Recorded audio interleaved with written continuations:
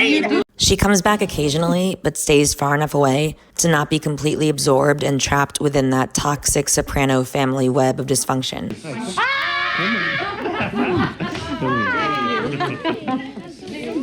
I don't think you should get too close, Janice. What you tried to do to Tony. Oh, sure, sure.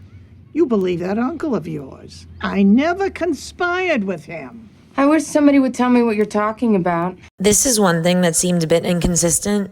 In the beginning of season 2, Barbara says to Janice, I don't think you should get too close, Janice. What you tried to do to Tony.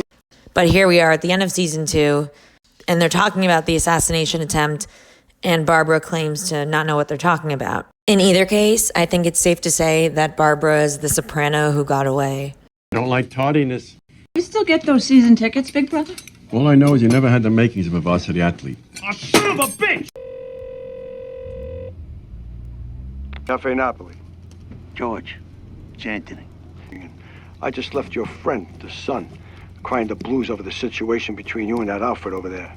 As a semi-retired guy, George was the neutral party that Tony went to in order to set up the sit-down, and I think his presence and his ability to set up that meeting really underscored the vast network of the mafia, an illustration of just how small of a world we were really in when we were just dealing with the DeMeo and Lupertazzi families specifically. I could do that. Anybody want a water? No, nah. What? Ooh, Mr. Soprano. Miss Sanfilippo. I have a check here for you to sign. Bobbi Sanfilippo dated Junior Soprano for 16 years. Last time, and Bobby bought me live piranha. You believe that was a piranha? Come on. That woman is not your aunt. We so often think of Junior as the one who was alone, who never got married, which is true, but apparently he wasn't always alone. What's the goddamn point? But then his insecurity ruined things. They beat prison, and for what? Would somebody please explain this to me? Oh, no, Grano, don't leave. Now listen. Listen, big boy. Listen, man, I'm gonna give you a break. I'm gonna give you a break. Rusty Irish, a.k.a. that motherless... That little kid used to run around here breaking balls. And apparently he ended up giving drugs to the tailor's grandson, who then took a header off the falls. I toss you over. When I toss you over, if you could fly, I won't shoot you down, deal? This was right around the time that Junior was in the process of becoming the official boss, official in quotes, but he was still insecure. We know that. So I think this was really a matter of bad timing for Rusty Irish. Rusty Irish. Yeah, well, I got news for you. That chunky fuck was my biggest earner. During the football season, he moved more cards than 10 guys put together. Ah, the Lord of the Lenses. Actually, we just started carrying these. Anthony Infante, a.k.a. the Lord of the Lenses, also known as Ginny Sack's brother.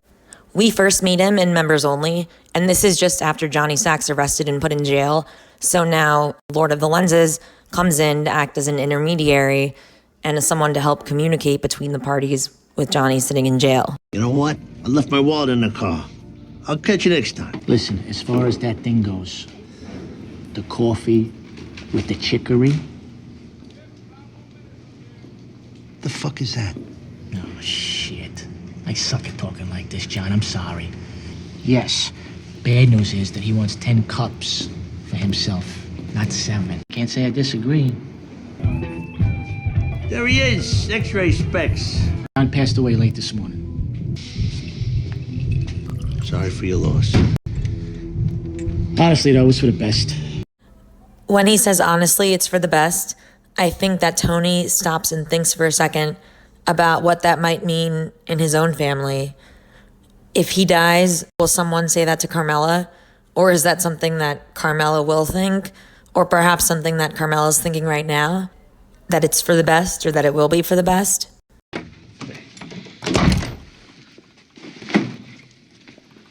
There's $250,000 there. My own personal funds. I'll send it to Moscow. Slava, money launderer for Tony? Slava's very close with Valery. They're like brothers. Brother to me. Closer than brother. I think when Tony meets Slava's daughter, he thinks of his daughter, Meadow, especially when he brings up the fact that she's going to be going to the Ivy Leagues, maybe. Brilliant student. One day she goes to Harvard in Massachusetts. Maybe. And when Slava tells Tony that he and Valery are closer than brothers, at the same time, Chrissy and Polly are with Valery in the Pine Barrens, or at least they were. They may have already lost him by that point. But now he's a tragic figure. What do you mean? The alcohol, the drugs, disgraces to his family. He breaks my heart.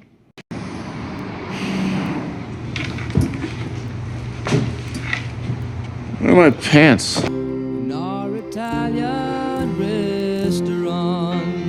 Brian Cammarata is Carmela's cousin and a financial advisor to the Soprano family. Any investment advice for ambitious young men such as myself? Buy land, I guess. God ain't making any more of it. That's what Will Rogers said. Location's the key, right? Sometimes there's money and shit. He's essentially the reason for the HUD scam because he was the one sort of accidentally let the cat out of the bag during breakfast with Ralph and Tony.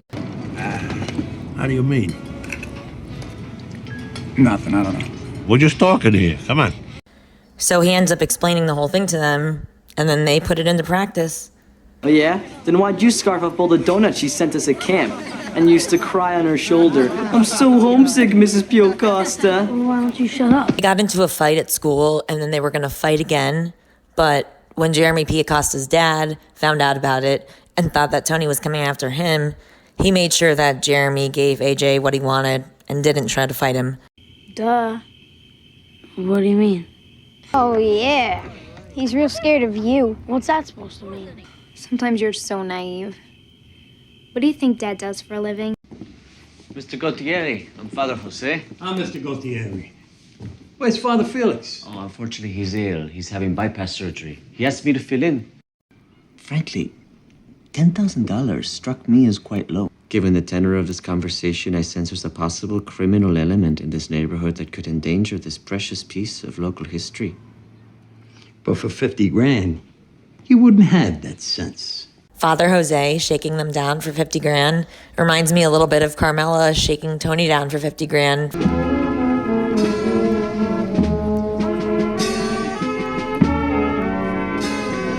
Pray for my mother, St. Alzire.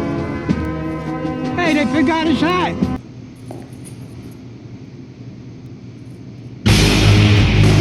Just finished. I'm sorry I'm late. I was bidding a job in Rumson. Vic Musto is the wallpaper man, aka the brother-in-law of Davy Scatino, who's introduced to Carmela at the end of season 2. Says he's bonded, state certified, but he's still dangerous. He may very well have been dangerous for Carmela if Tony had found out anything that was going on. So, listen, we were talking about the powder room. Do you have a minute to take a look at it now? I could kind of use some input. Oh, yeah, sure. He actually offers to pay for Eric Scatino's education after realizing that Davy spent all of their family earnings and savings and gambled away the business. He knew that she was married, and he knew that she was married specifically to Tony Soprano, but in any event, he got out unscathed. I should have told you I wasn't coming for lunch. Yeah, that's all right. I got the message when you didn't show up. Take care of yourself. Jesus. Thanks for watching. I hope you enjoyed part 2. Which one from this list was your favorite? I'd love to hear from you.